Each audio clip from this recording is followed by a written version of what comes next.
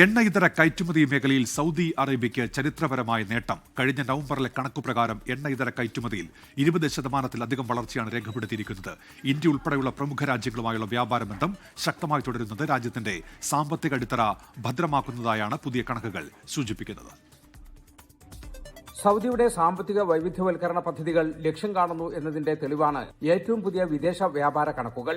2025 നവംബറിൽ രാജ്യത്തെ എണ്ണയിതര കയറ്റുമതി മുൻ വർഷത്തെ അപേക്ഷിച്ച് 20.7% വർദ്ധിച്ചു.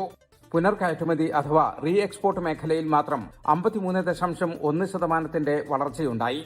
മെഷീനറികൾ, ഇലക്ട്രിക് ഉപകരണങ്ങൾ എന്നിവയുടെ പുനർകയറ്റുമതിയിൽ മാത്രം 81%-ലധികം വർധനവുണ്ടായി. വിദേശ വ്യാപാര പങ്കാളികളുടെ പട്ടികയിൽ ഇന്ത്യ ശ്രദ്ധേയമായ സാന്നിധ്യം നിലനിർത്തുന്നുണ്ട്. സൗദിയിൽ നിന്നുള്ള കയറ്റുമതിയും ഇറക്കുമതിയും നടക്കുന്ന ആദ്യ 10 രാജ്യങ്ങളുടെ പട്ടികയിൽ ഇന്ത്യയുണ്ട്. ചൈനയും UAE-യുമാണ് പട്ടികയിൽ ആദ്യ സ്ഥാനങ്ങളിലുള്ളത്. കയറ്റുമതിയിലെ വർധനവും ഇറക്കുമതിയിൽ രേഖപ്പെടുത്തിയ 0.2% നേരിയ കുറവും രാജ്യത്തിന്റെ വ്യാപാര മിച്ചം 70.2% ഉയരാൻ കാരണമായി.